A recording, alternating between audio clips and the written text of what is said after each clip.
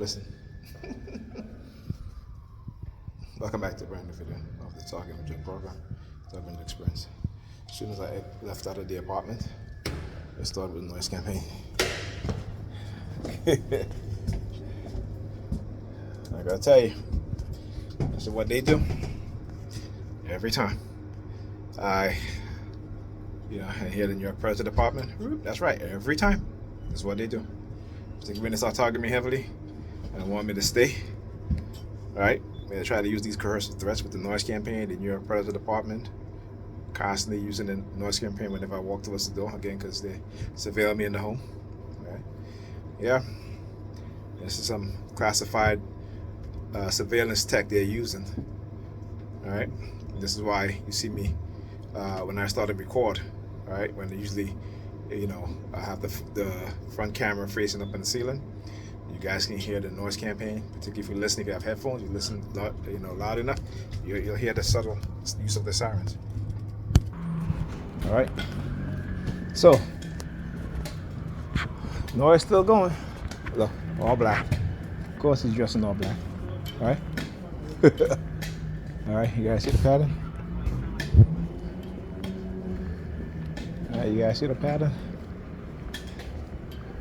All right. Whenever I leave either her building or my building, when they start talking to me heavily with the color black, first person I see coming outside, when I come outside, wearing all black. Oh yeah.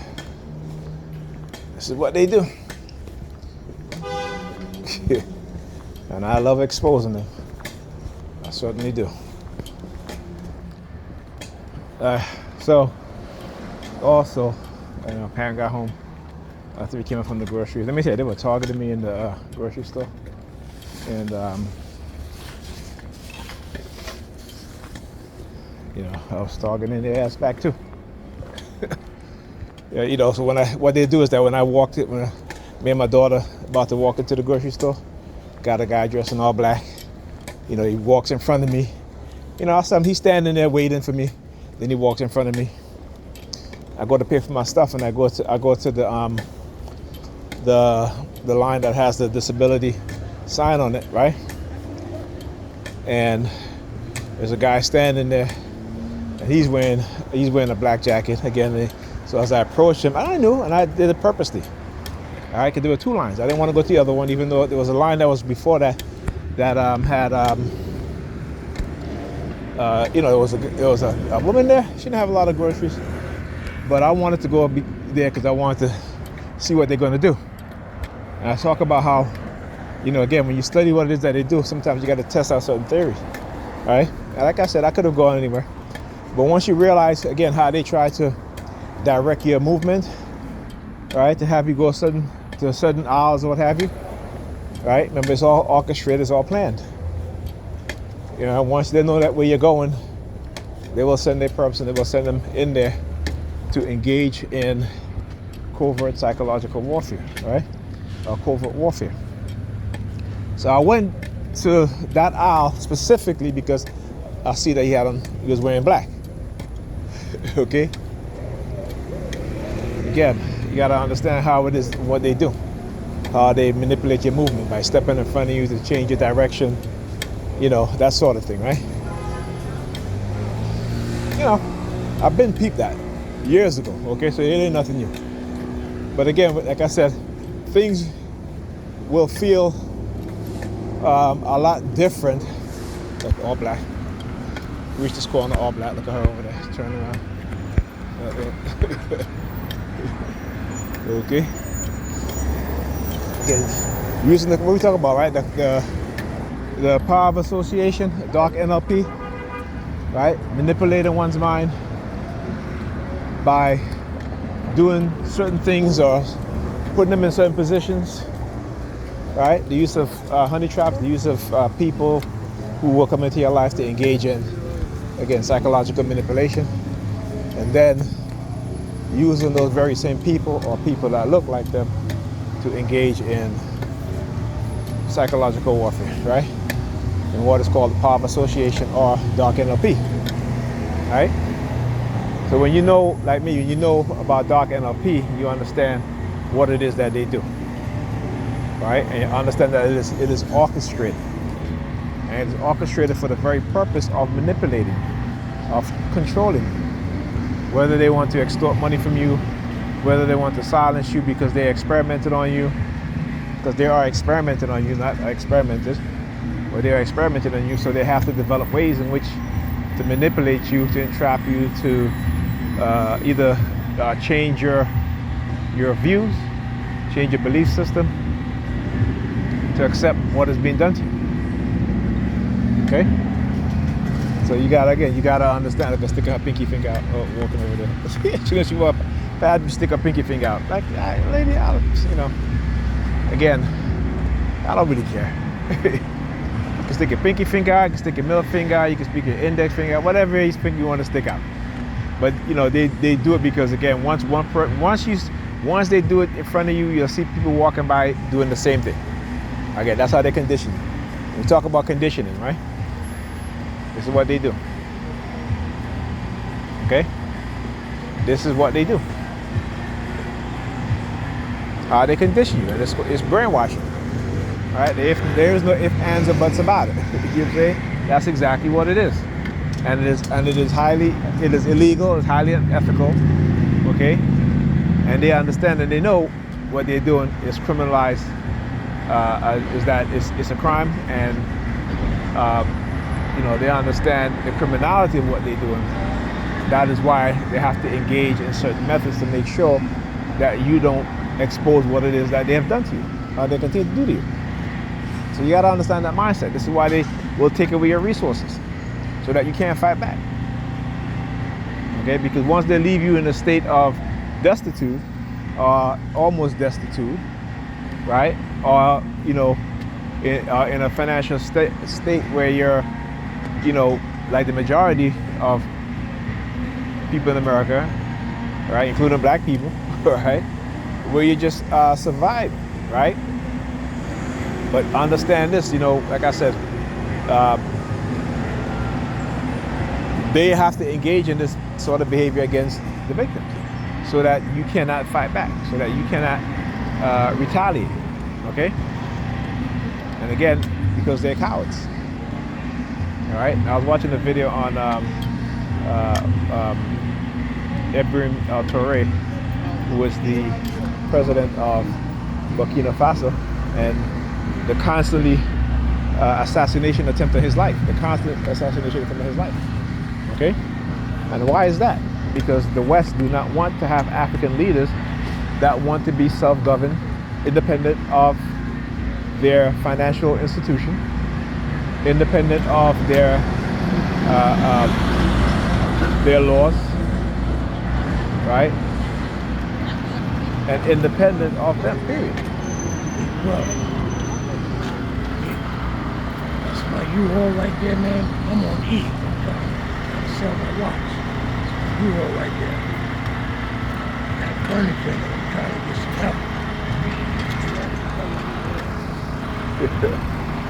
Another one of their tactics. See, holding the keys in one hand and, whatever. Whatever. I wonder, when they do stuff like this, again, it's either to say use subliminal message, right? So it's either somebody's moving, because he mentioned the U-Haul, right? That sort of thing, right? So who they got to move? Is it my sister? Is Pam moving? Because again, they'll usually try to send me subliminal message with the vehicles with the Texas license plate, because her mother and her brother, they're in Texas, and so she do have aunt and cousin that's here, but that's what happened. So they'll do that. Again, they did the same thing. Well, 32. See, she raised her elbow. What it says?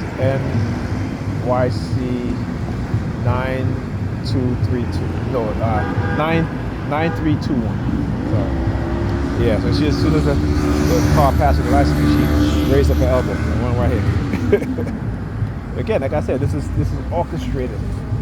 It is orchestrated. They place them in. Yeah, I hear you in New York Predator Department. That's right, exposing you. Okay, because that's what they do. Okay.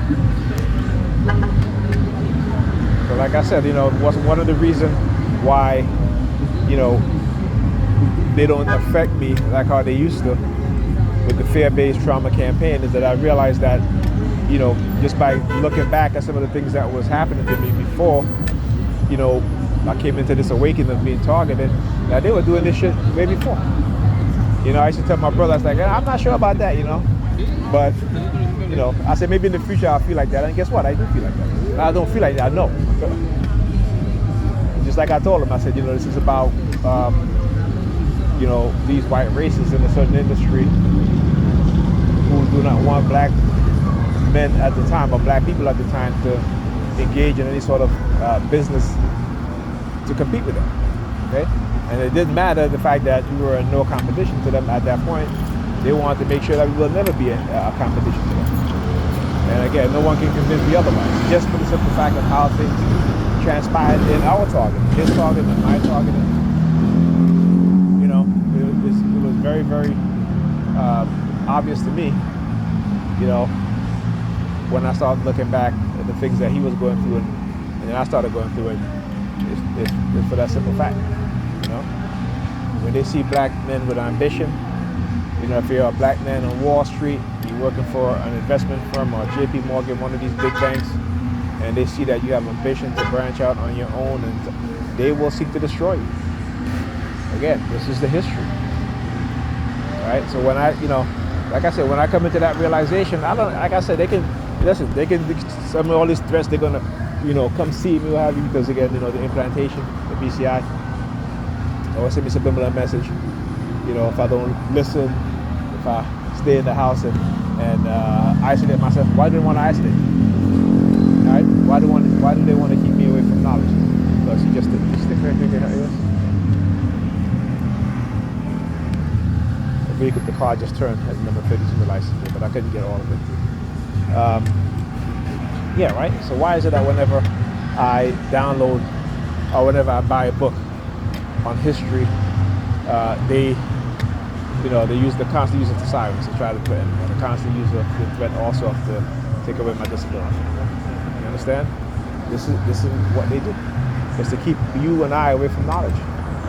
Particularly for black people, they don't want us to know our history. They don't want us to know what they did, because again, what they did is written.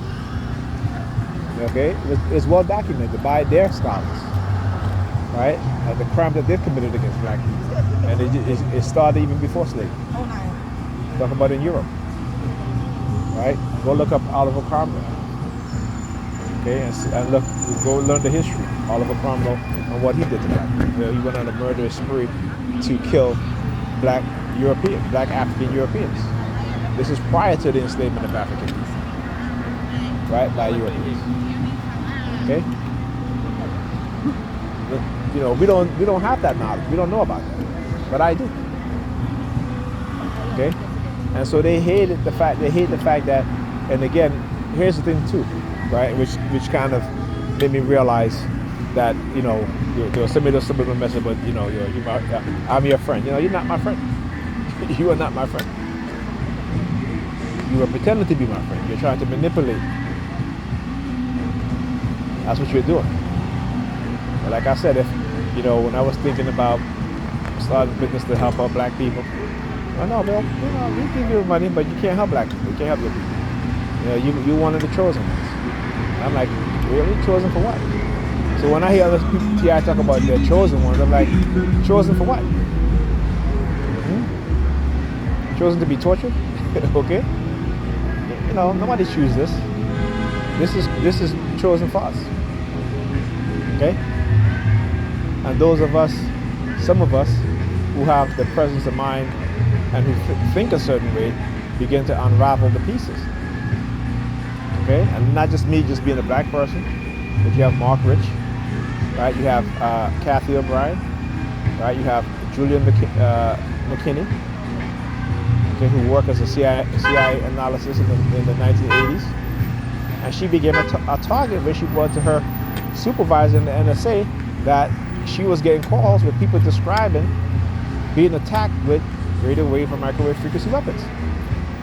And she recognizes what they were saying, the symptoms that they were displaying, that they were talking about. Okay? So again, like I Truck said, right we there. Right. oh shit. I think I just saw something on my neck. It might have been a leaf that fell down. Anyhow, yeah. So as I was saying, right? Don't laugh, okay? Even though that was funny. But anyhow, right? So she started talking. She wrote about it and how then she became targeted because she wouldn't leave it alone. So they started targeting her. Okay. And also, the woman, what's her name? Gloria Naylor, who wrote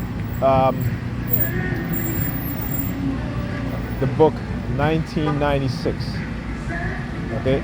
She's also the creator and the writer of the show. The show is based on her book,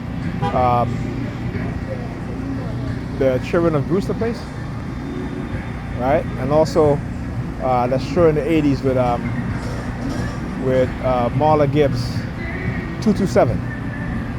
Okay, she became a target. They targeted her. They targeted her just like they target the woman who wrote the Terminator and the Matrix movies, right? The novel. They targeted her. They tried to bury her and bury her work. Okay? So again, these are people who have contacts with powerful people who engage in, this sort of behavior. I remember in the beginning of my targeting when I was working, they were trying to send me some subliminal message about working and not being paid. They literally were trying to turn me into a slave. These are the people at my job, including my supervisor at the time, trying to send me some subliminal message. Now, of course, they're going to deny it. I never confronted them on it, but just certain things that they used to say to me. They used to joke, you work so many hours, man. You should be working for free. That sort of thing, right?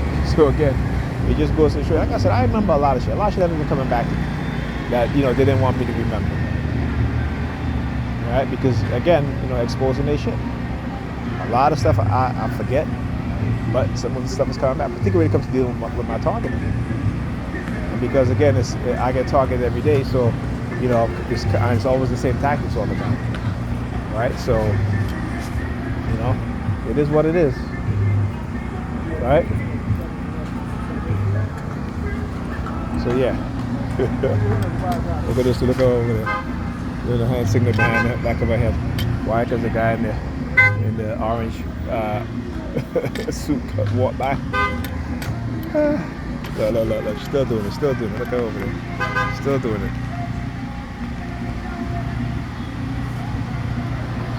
Right?